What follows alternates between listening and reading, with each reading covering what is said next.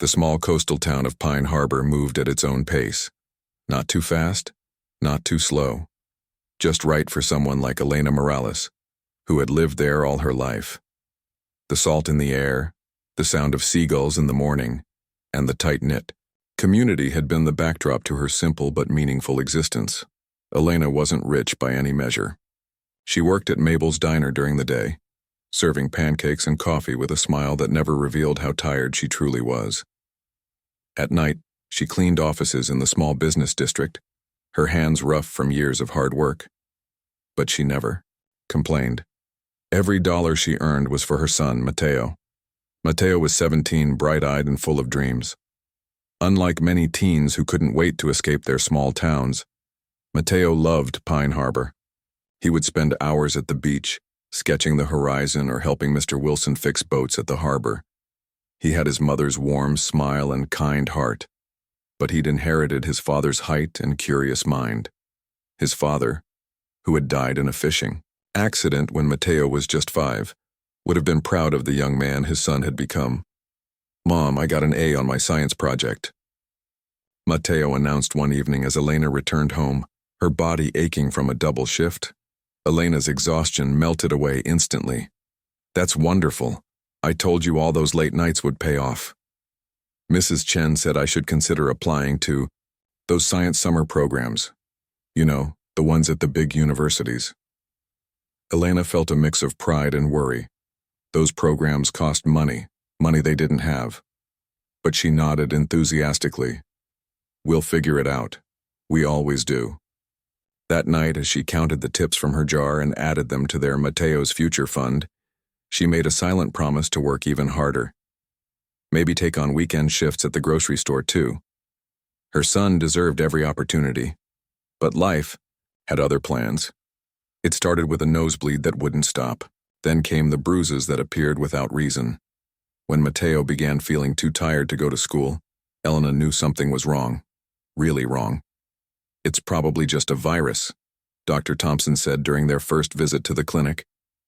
"Lots of teenagers get run down. Rest and fluids should do the trick." But rest and fluids didn't help. Mateo grew paler, weaker. The local doctor finally ordered blood tests, and Elena's world tilted on its axis when he called her in for a meeting. "I've sent Mateo's results to a specialist in the city," Dr. Thompson said, not quite meeting her eyes. "I think it would be best if you saw him as soon as possible." The specialist was Dr. Winters, a man with kind eyes but a voice that delivered devastating news with clinical precision. "It's a rare form of leukemia. Very aggressive. We need to start treatment immediately." Elena barely heard the medical terms that followed. Something about unusual cell mutations and experimental protocols. All she could focus on was Mateo in the waiting room, flipping through a magazine, unaware that his life was about to change forever. "What are his chances?" she finally managed to ask. Dr. Winters hesitated. "With standard treatment, less than 30%. But there's a new clinical trial at Westlake Medical Center. It's showing promising results for cases like Mateo's." Hope. A lifeline. Elena grabbed onto it with both hands. How much will it cost? The question that always haunted her life now took on desperate importance. "Your insurance won't cover experimental treatments," Dr. Winters said gently. "But there are foundations, grants." In the weeks that followed, Elena's life became a blur of hospital corridors, insurance forms, and grant applications. She took leave from both her jobs, using up her meager savings to stay near Mateo as he began chemotherapy. The community of Pine Harbor rallied around them. Mabel kept her job open, neighbors brought food, the high school held a fundraiser, but it wasn't enough. The experimental treatment at Westlake remained out of reach and Mateo's condition worsened. "I'm scared, Mom," he confessed one night, his once thick hair now gone, his body thin and frail. Elena crawled into the hospital bed beside him, careful not to disturb the IV lines. "I know, my brave boy, but we're fighters, you and me. Always have been." She sang to him that night the same lullaby she'd been singing since he was a baby. Only when he fell asleep did she allow herself to cry in the bathroom, the shower running, to mask her sobs. The next morning she met Dr. Winters again. There's a private medical research facility associated with Westlake, he said. They've shown interest in Mateo's case. It's unconventional. They're working with very cutting-edge treatments not yet FDA approved. Will it save him? Elena asked. Nothing else mattered. It could. They've had some remarkable outcomes with similar cases. Then we'll do it. The paperwork was extensive. Elena signed form after form, not fully understanding the medical jargon but trusting that this was Mateo's best chance. The transfer to the new facility happened quickly. The building was modern, almost sterile in its perfection. The staff professional, but somewhat distant. Mateo was hopeful. This place looks like something from a sci-fi movie, Mom. If anyone can fix me, it's these guys. For a few weeks, there seemed to be improvement. Mateo's blood count stabilized. His energy returned in small bursts.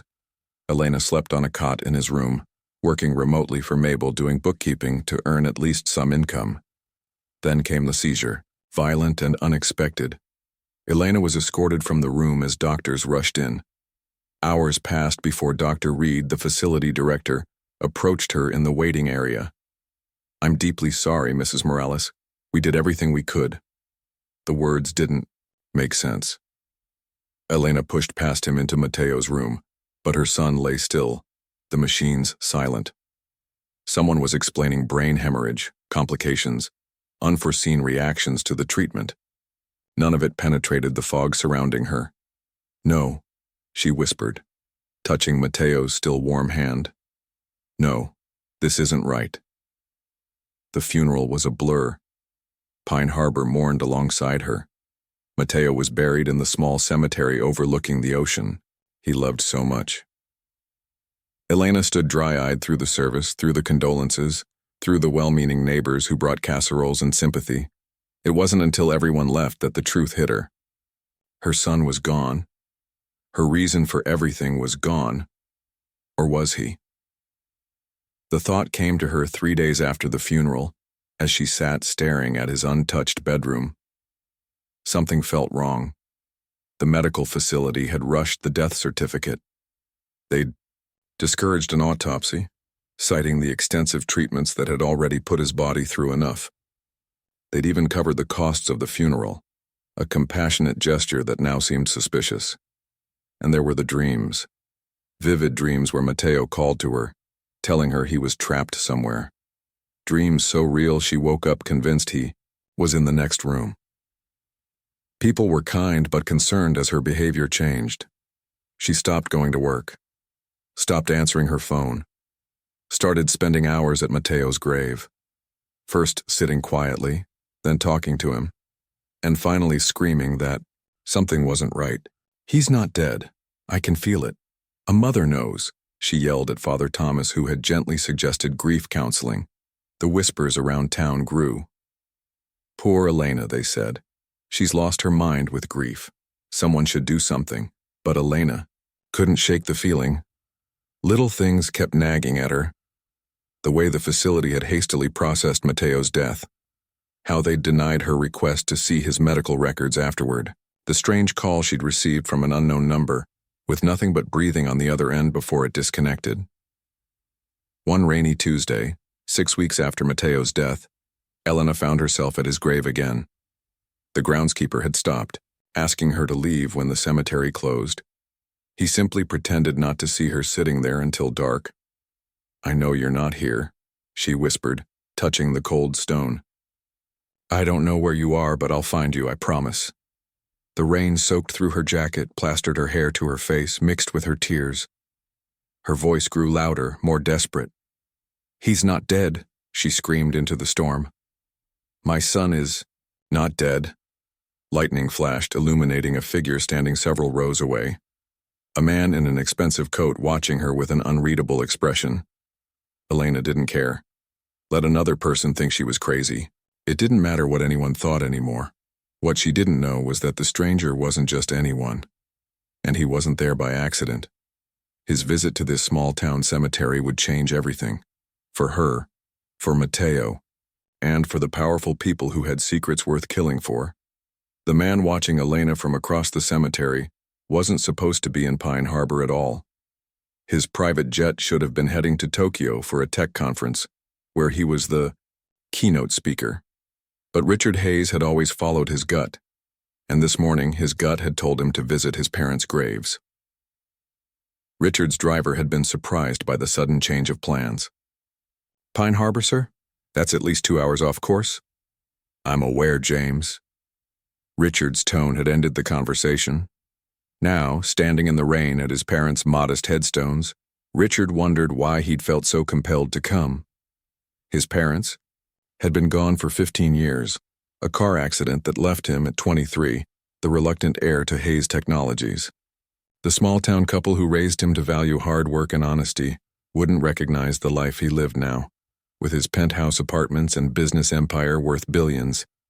He'd been about to leave when he heard the scream. "He's not dead. My son is not dead." The raw anguish in the woman's voice stopped him cold.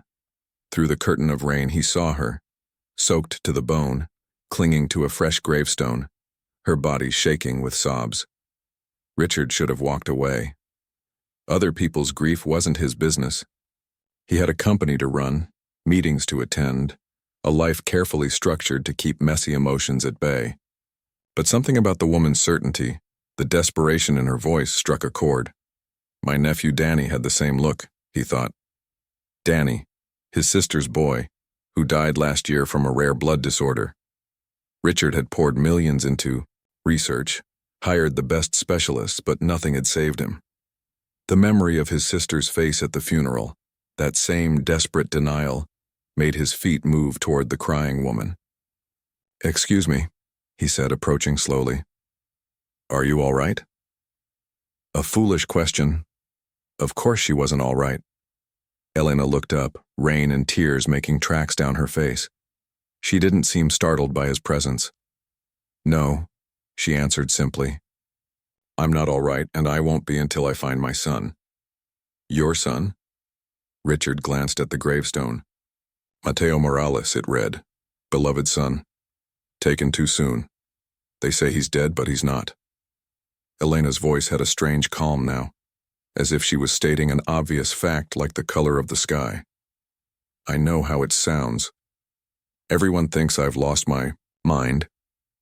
Richard should have nodded sympathetically and walked away. Instead, he said, "Why don't you believe he's dead?" The question seemed to surprise her. No one had asked her that before. They'd only tried to convince her she was wrong. "Because, mothers know," she said fiercely, then more softly. "And because things don't add up."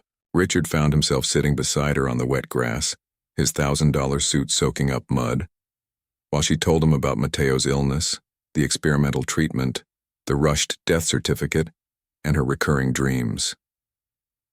The facility wouldn't even let me see him afterward, Elena said. "They claimed his body was contaminated from the treatments. They gave me a closed casket and handled everything so quickly." Richard frowned. What was the name of this facility? The Westlake Advanced Medical Research Center, connected to Westlake Hospital. The name clicked in his brain. Hayes Technologies had nearly invested in a biotech firm last year that had ties to Westlake. His team had flagged some concerns during due diligence, unusual financial patterns, question marks around their research protocols, and Richard had pulled out of the deal. "Do you have any of the paperwork?" he asked. "Anything from the hospital? Or research center?" Elena nodded.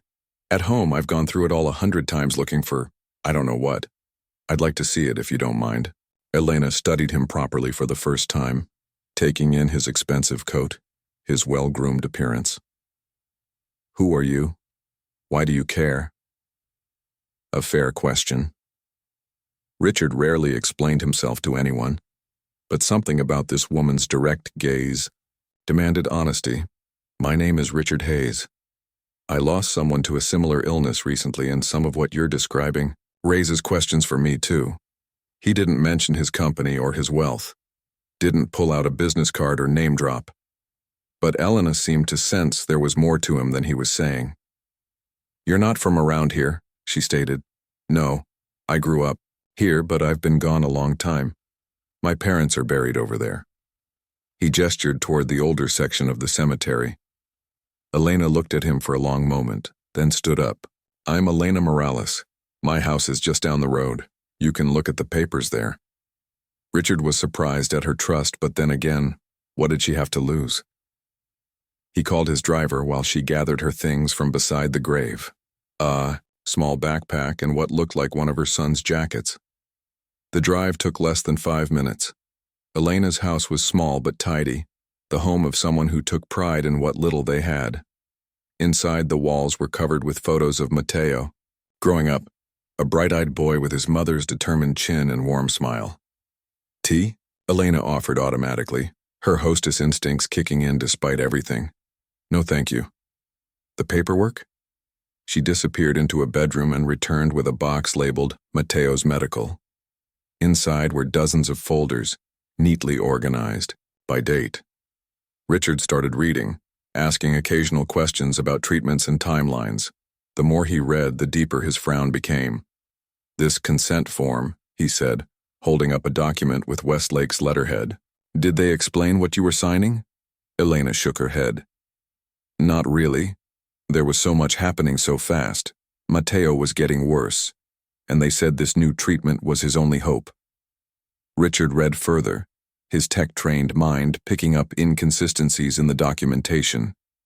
Different fonts in the same document, pages that seemed photocopied from different sources, and most troubling, a research protocol number that changed between forms. And they never gave you his complete medical records after his death? No, they said they were still compiling them for their research. Then they stopped answering my calls. Richard pulled out his phone and searched for information about Westlake's research division. The public-facing website was impressive. Cutting-edge treatments, breakthrough research, prestigious partnerships.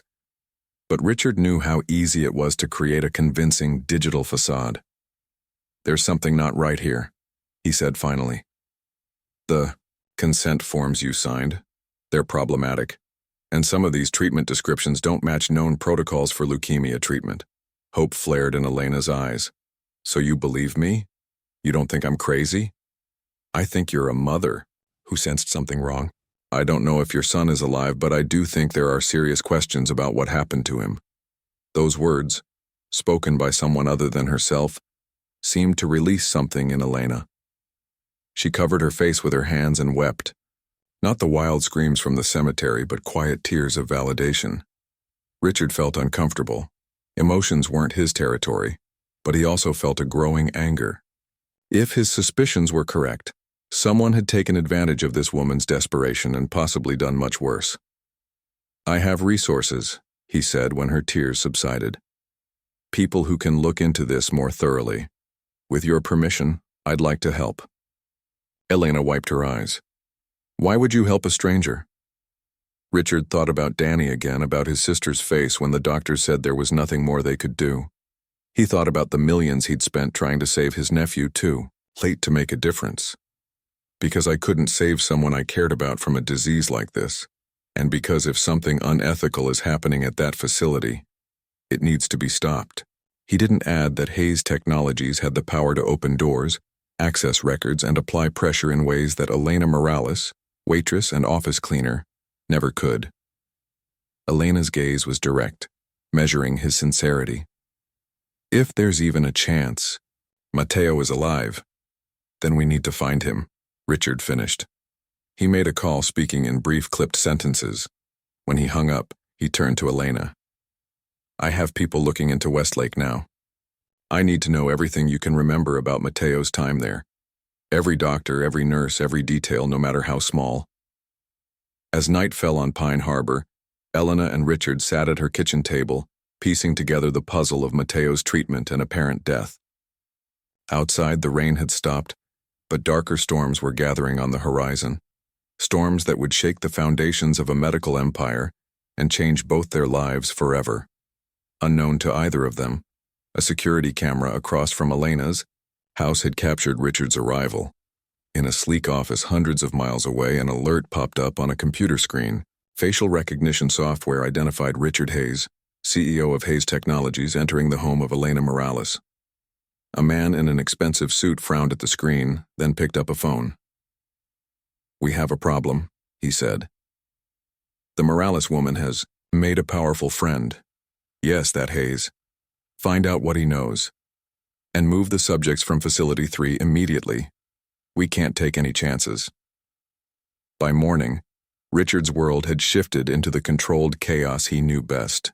From Elena's small kitchen table, he had set in motion a machine built from years of business acquisitions and high-stakes technology deals. His personal assistant had rebooked his schedule for the next week.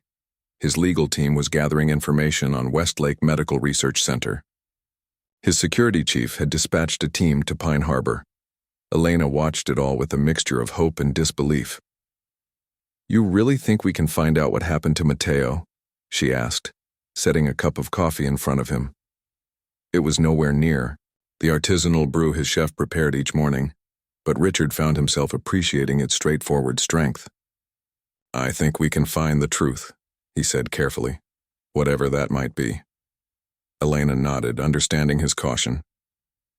"The truth is all I want, even if—" her voice caught. "Even if he really is gone, I need to know for sure." Richard's security team arrived first. 2 unassuming men and a woman who could have been accountants rather than former military and intelligence operatives. They set up equipment in Elena's living room, transforming the cozy space into a makeshift command center.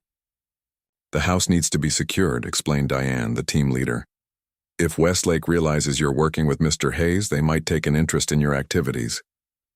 Elena looked around her humble home. "You think they'd come after me? Don't take chances," Diane replied, installing small cameras at entry points. By midday, Richard's investigation was gathering momentum. His legal team had uncovered some troubling information. "Westlake's research division operates under a complex structure," explained Victor, his chief counsel, over a secure video call. "On paper, they're conducting standard clinical trials, all properly registered. But there's a secondary entity, Horizon Biosciences, that shares staff, facilities, and apparently patients with Westlake. Horizon doesn't appear in any public medical research registries." "Who owns Horizon?" Richard asked. "That's where it gets interesting. The ownership is buried under layers of shell companies, but we've traced significant financial connections to Pharmadyne Corporation." The name hit Richard like a physical blow. Pharmadyne was one of the largest pharmaceutical companies in the world, and a direct competitor to the biotech firms Hayes Technologies had invested in. "Pharmadyne's CEO is Lawrence Phillips," Victor continued. "Your paths have crossed before." Richard remembered Phillips all too well, a ruthless businessman who had tried to sabotage several of Hayes Technologies' medical research ventures. Phillips believed in profit above all else, regardless of the human cost. "What about Mateo's specific case?" Richard asked. "Any record of his treatment or death?" "That's another red flag. His case doesn't appear in Westlake's official patient database. We only found his name on a transfer list to special projects dated 3 days before his reported death." Elena, who had been listening quietly, leaned forward. "What does that mean?"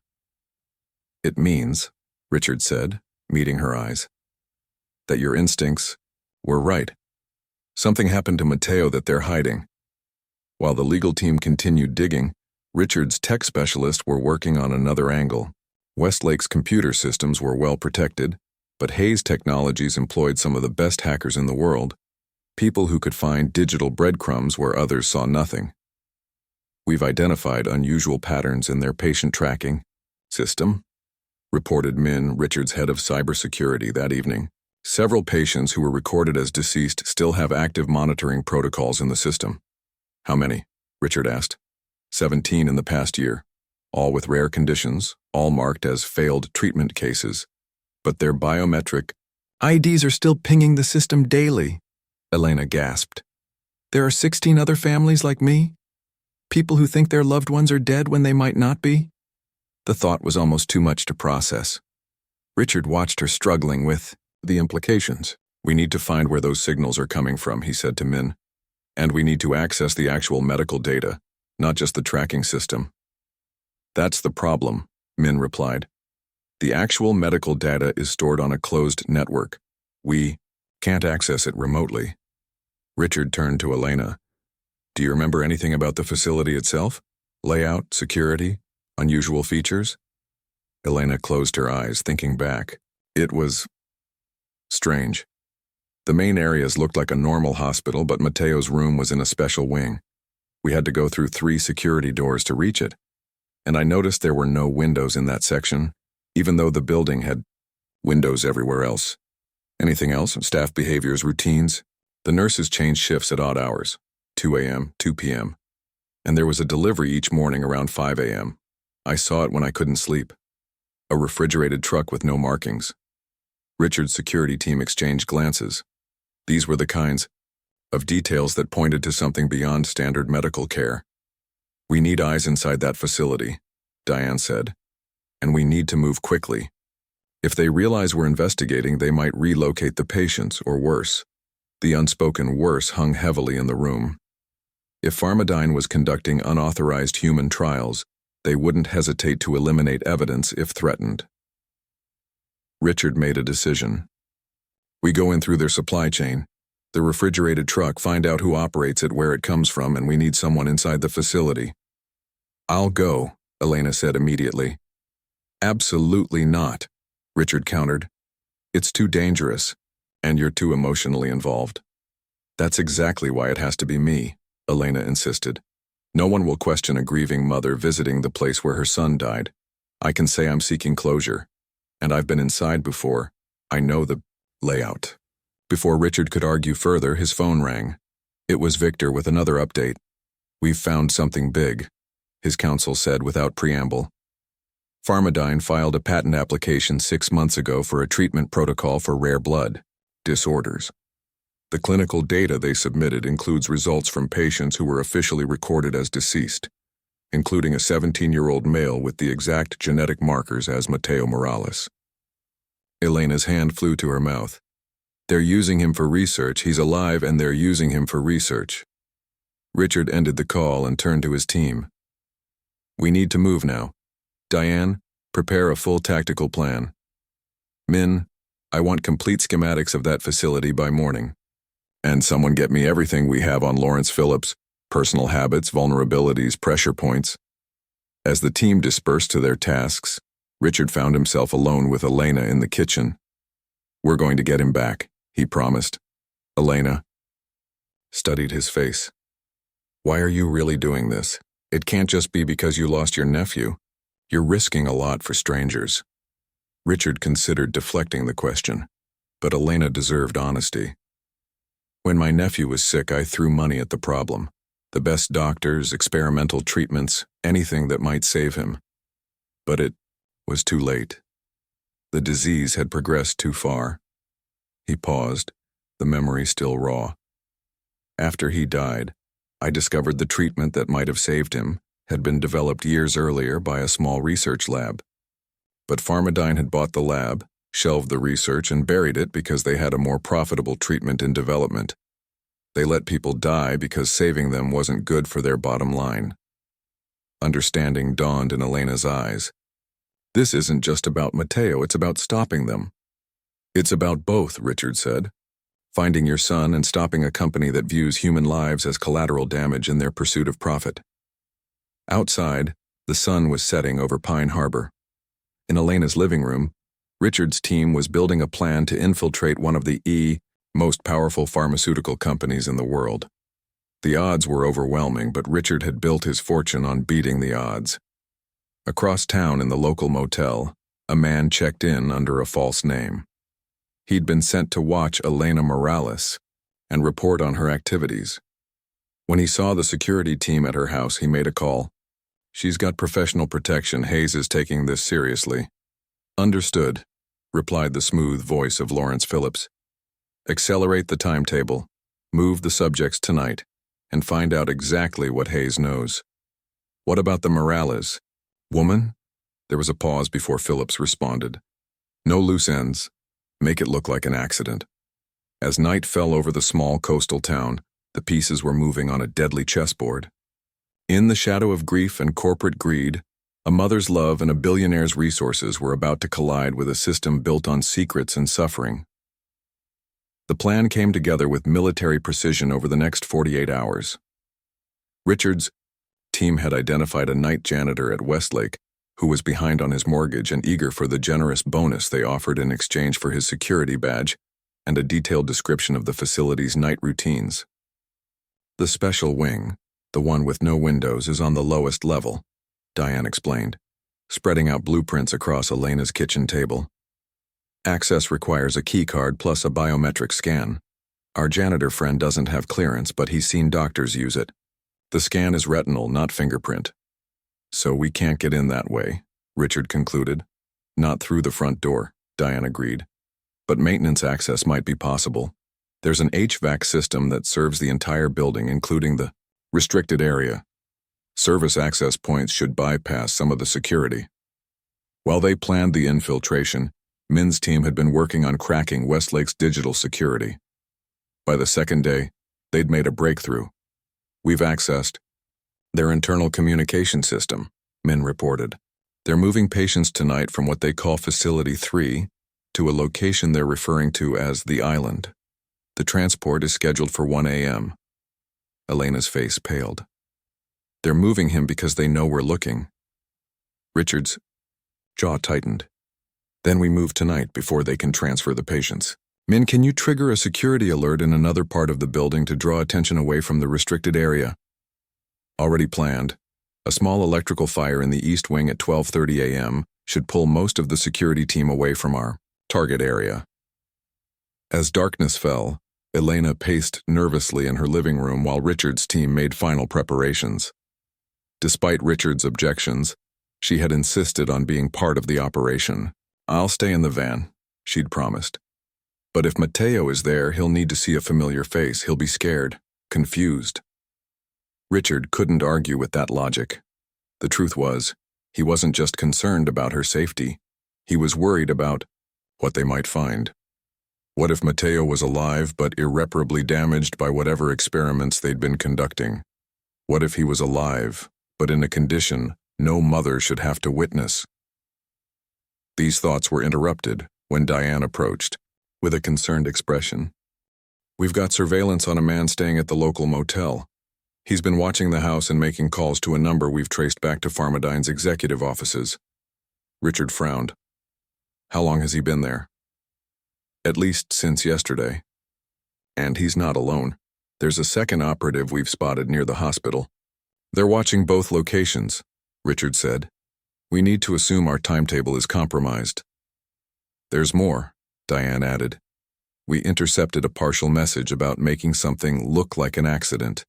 We think Elena may be a target. Richard looked over at Elena, who was showing one of his tech specialists photos of Mateo, pointing out distinguishing features they should look for. Her entire focus was on finding her son.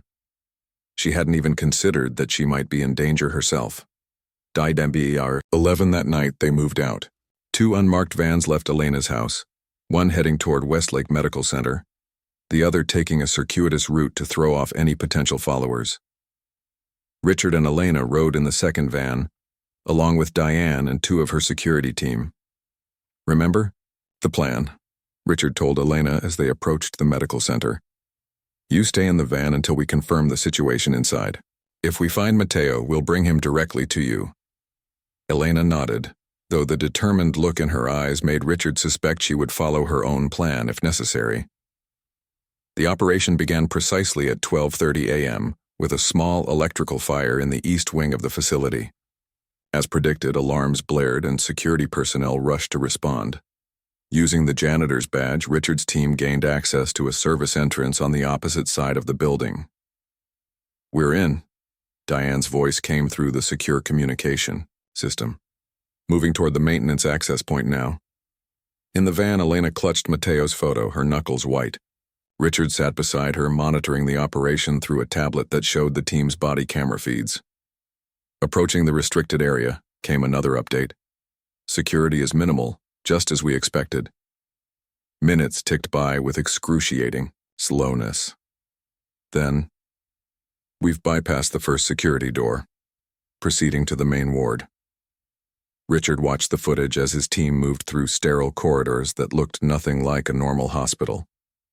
The rooms they passed had small observation windows, and through each one was visible a bed with monitoring equipment, And a patient. "They're all here," whispered one of the team members. "At least a dozen patients, all on life support or sedated." "Look for Mateo," Richard instructed. "Male, 17, Hispanic. Room might be labeled with his patient ID, WLM1429. The team moved efficiently from room to room, checking each patient. Elena leaned forward, studying the footage with desperate intensity. Suddenly she gasped. "There, that's him. That's Mateo." On the screen they could see a thin, pale young man connected to various monitoring devices. His head had been shaved, and there were surgical scars visible on his scalp, but his face was unmistakably the same as in the photos Elena had shown them. "We've found him," Diane confirmed. "He's alive, but unresponsive. Appears to be in a medically induced coma." Elena let out a sound that was half sob, half laugh. "He's alive. My boy is alive." But their relief was short-lived. An alarm suddenly blared through the facility, different from the fire alarm they had triggered. "We've been made," Diane reported tersely. "Security is sealing the building. We need to move now." "Get Mateo out," Richard ordered. "Priority 1 is extracting the patient." On screen, Richard watched as his team disconnected Mateo from the non-essential monitoring equipment and prepared to move him. A doctor in a lab coat suddenly appeared in the doorway, his eyes widening at the sight of the intruders. "You can't. Take him," the doctor shouted. "He's part of a critical research protocol. You don't understand what's at stake." One of Richard's security team restrained the doctor while another checked his identification. "Dr. Andrew Winters," she reported. "He's the lead researcher on the blood disorder project." "Bring him too," Richard decided. "We need answers." As the team began moving Mateo toward the exit, Dr. Winters struggled against his restraints. "You're making a terrible mistake," he insisted. "These patients volunteered for experimental treatment. They knew the risks." "This patient was 17, Diane replied coldly. "His mother was told he died. That doesn't sound like informed consent to me." They managed to reach the service corridor with Mateo on a gurney and Dr. Winters in tow, but the building's security system was now fully activated. Metal shutters were descending over exits and armed security personnel were converging on their location. "We need an alternate route," Diane said. "Original exit point is cut off." Richard studied the building schematic on his tablet. "There's a loading dock on the west side. If you can get there, we'll bring the van around." The driver immediately put the van in motion, circling around to the west entrance. Elena gripped Richard's arm, her eyes never leaving the tablet screen that showed her son being rushed through the corridors of the facility. "They're going to make it, right?" she asked, her voice small. Before Richard could answer, the van suddenly lurched as something slammed into its side. Elena screamed as they were thrown against their seatbelts. The van spun and came to a stop, against a concrete barrier. Through the shattered window, Richard saw a black SUV that had deliberately rammed them. Men in dark clothing were emerging, weapons drawn. "Pharmadyne security," the driver gasped, blood trickling from a cut on his forehead. "They must have followed our second team." Richard pulled Elena down below the window line as bullets struck the van's armored exterior. "Diane," he spoke urgently into his communication device. "We've been compromised. Hostiles at the west entrance. Find another way out."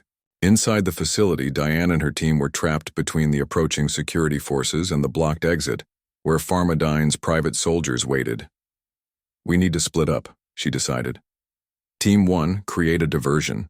Team 2, get the patient and the doctor to the emergency exit on the north side." As Richard watched the chaotic footage, a new voice came through the communication system, Lawrence Phillips himself, speaking over the facility's PA system. "Mr. Hayes," the smooth voice announced. "This is a misunderstanding that's gotten out of hand. I suggest we talk like businessmen. No one needs to get hurt tonight." Richard's hand tightened into a fist. "The only misunderstanding is that you thought you could get away with this." Outside, the gunfire had stopped. Phillips's men were waiting, clearly under orders to negotiate rather than continue the assault. On the tablet, Richard could see that Diane's team had reached the north emergency exit with Mateo and Dr. Winters. They were moments away from escape. "Get to the north side," Richard told his driver. "Now." As their damaged van limped around the building, Richard turned to Elena. "We're going to get him out, I promise." In the distance, sirens wailed. Someone, perhaps Phillips, perhaps a legitimate staff member, had called the police. The situation was spiraling beyond anyone's control. Elena's eyes were fixed on the tablet, where she could see her son being carried toward freedom. After all these weeks of grief and doubt and desperate hope, Matteo was just moments away from being back in her arms. "He's really alive," she whispered. "I was right all along." But as Richard well knew, finding Matteo was only the beginning. The real battle, against Pharmadyne, against Lawrence Phillips, against a system that allowed the powerful to prey on the vulnerable, was just getting started. And somewhere in the chaos of that night, the truth about what had been done to Matteo and the other patients was waiting to be discovered, a truth that would shock the world. The next 72 hours passed in a blur of motion and emotion. Richard's security team had managed to extract Matteo and Dr. Winters through the north exit, evading both Pharmadyne's private forces and the local police who had responded to reports of a break-in. Using one of Richard's private medical facilities, they had safely transported Matteo to a secure location where trusted doctors could assess his condition. Elena hadn't left her son's side since the rescue. She sat by his hospital bed holding his limp hand, speaking softly to him even though he remained unconscious. The doctors had explained that bringing him out of the medically induced coma would be a gradual process. His body had been through trauma that would take time to heal. His brain activity is strong. Dr. Levine, a neurologist Richard had flown in, explained. That's a very positive sign. Whatever they were doing to him, they were careful not to cause permanent damage. Richard stood at the window of Matteo's hospital room, watching Elena stroke her son's face with gentle fingers. The fierce love in her eyes made something twist in his chest. He'd built an empire on cold logic and calculated risks. But this woman had moved mountains with nothing but maternal instinct and unshakable faith. In another part of the building, Dr. Winters was being questioned. Initially hostile and defensive, his attitude had changed when Richard's legal team showed him the evidence they'd gathered about Pharmadyne's operations. Faced with the prospect of being the only one to take the fall for the company's illegal activities, Dr. Winters had begun to cooperate. The program was called Phoenix Protocol, he explained to Richard's lead counsel. Officially, it was researching treatments for rare blood disorders. Unofficially, it was testing genetic modifications that could potentially create treatments worth billions. "And the patients?" the lawyer asked. Dr. Winters looked down at his hands. They were selected for their rare genetic markers. Conventional treatments had failed for most of them. We offered experimental procedures as a last resort. "But you falsified their deaths when the treatments failed." The doctor shook his head. "The treatments didn't fail. They worked too well. The genetic modifications were successful, but the side effects were unpredictable. Some patients developed enhanced immune responses. Others showed signs of accelerated healing. Pharmadyne wanted to study these effects long-term in a controlled environment, without the family's knowledge. That decision came from the top. Lawrence Phillips personally approved the protocol for simulated death and continued research. The recorded confession was damning, but Richard knew it wouldn't be enough. Phillips had built his career on escaping consequences through legal maneuvers and well-placed bribes. This time would be different. This time Richard was determined to bring the full weight of justice down on Pharmadyne and its CEO. On the third day, as Richard was reviewing security footage from the raid, Elena burst into the room, her eyes wide. "He's waking up. Matteo is waking up." Richard followed her back to the hospital room where doctors were gathered around the bed. Matteo's eyelids were fluttering, his fingers twitching.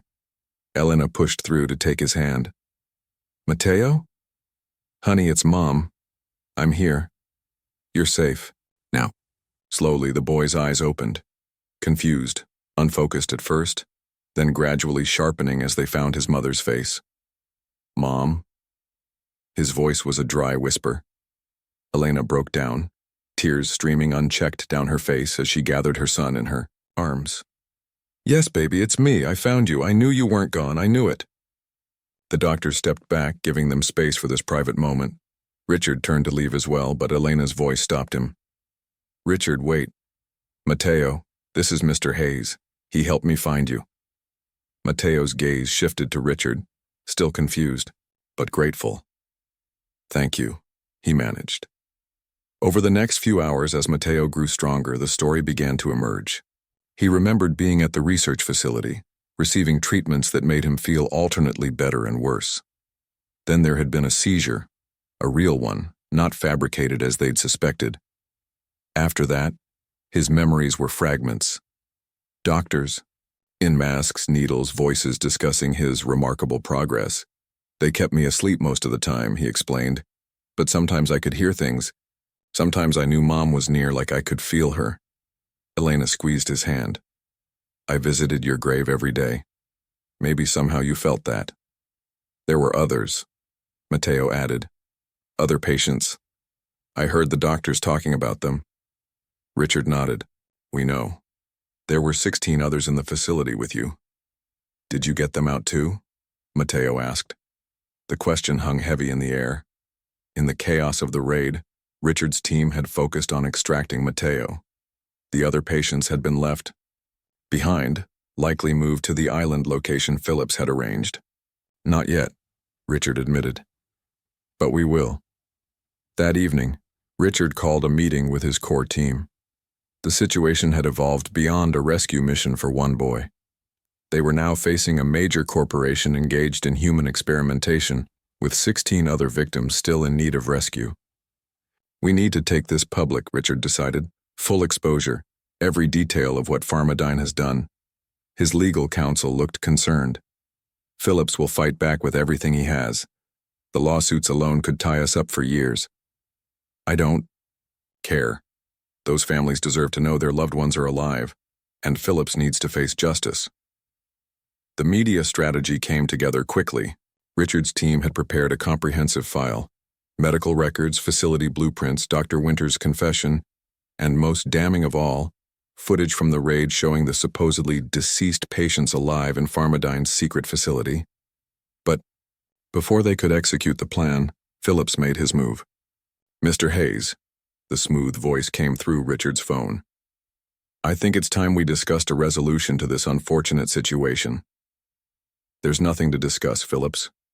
What you've done is criminal. It's over. Nothing is ever truly over. Phillips replied, I'm prepared to offer you a deal. Pharmadyne will acknowledge a medical error led to the misreported death of Mateo Morales. We'll make a suitable financial settlement with his family. In return, you and your team sign non-disclosure agreements about the entire incident. Richard's grip tightened on the phone. And the other 16 patients? A similar arrangement can be made for each case, handled discreetly. So you can continue your research elsewhere? With new subjects? Not happening. Phillips' voice hardened. Don't be naive, Hayes. The research we're conducting could save millions of lives. Yes, corners were cut, yes, ethical boundaries were crossed, but the potential benefits to humanity— Save it, Richard interrupted. You're not concerned with humanity. You're concerned with profits. Those treatments you're developing, you plan to price them so high that only the wealthiest patients could afford them. I've seen your internal projections. There was a pause before Phillips spoke again. What do you want? All patients released to their families, complete medical records turned over, and your resignation from Pharmadyne. Impossible. The board would never— The board will do what's necessary when the alternative is watching Pharmadyne's stock price drop to zero after I release everything to the media. And trust me, I have everything. The threat hung in the air. Both men knew it wasn't a bluff. 24 hours, Richard said finally. You have 24 hours to begin the process of releasing those patients, or everything goes public. The next day, news broke of a medical miracle at Pharmadyne. 17 patients previously declared dead had been found alive in what the company described as a catastrophic records error. Lawrence Phillips announced his immediate resignation, citing personal reasons. Behind the scenes, the truth was messier. Phillips had indeed agreed to Richard's terms, but only after attempting one last desperate move, ordering the destruction of evidence at the island facility. Richard's team, anticipating this, had already located and secured the site with the help of federal authorities who had been quietly briefed on the situation. 1 week after Matteo woke up, Elena brought him home to Pine Harbor. The small house was filled with welcome home decorations and a few close friends who had supported Elena through her darkest days. Richard stood apart from the celebration, watching through the window as Matteo was embraced by his community. Elena found him there and handed him a cup of coffee. "You're not joining the party?" "It's a family moment," Richard said. "I don't want to intrude." She shook her head. "You are family now. You brought my son back to me when everyone else thought I was crazy. There's no way to repay that." "Seeing him home is payment enough," Richard replied, and found that he meant it. All the resources he'd deployed, all the risks he'd taken, they seemed small compared to the joy on Elena's face. "What happens now?" she asked. "With Phillips and Farmadine?" "Phillips will likely avoid jail time, men like him usually do, but his career is over. The other families are being reunited with their loved ones, and my legal team is making sure Farmadine pays for the best possible care for all the affected patients." "And the research?" "Matteo said some of the patients were actually getting better from the treatments." Richard nodded. "That's the one good thing to come from this. My company is taking over the research, legally, ethically, with proper oversight. If there are beneficial treatments to be developed, they'll be accessible to everyone who needs them, not just the wealthy." Elena looked back at her son, laughing with friends in their small living room. "You know, I screamed at his grave for weeks that he wasn't dead. People thought grief had broken my mind." "It wasn't grief," Richard said quietly. "It was love. The kind of love that doesn't give up even when all the evidence says it should." In the months that followed, the story of Matteo Morales became a national sensation. The boy who came back from the dead, the mother who never stopped believing, and the billionaire who helped them expose a corporate conspiracy. Farmadine's stock never recovered from the scandal, and Lawrence Phillips disappeared from public life, his reputation in tatters. For Elena and Matteo, life gradually returned to something resembling normal. Matteo returned to school, though he tired easily and required ongoing medical care. Elena went back to her jobs at the diner and cleaning offices, though a trust fund established by Richard ensured they would never again have to worry about medical bills or college tuition.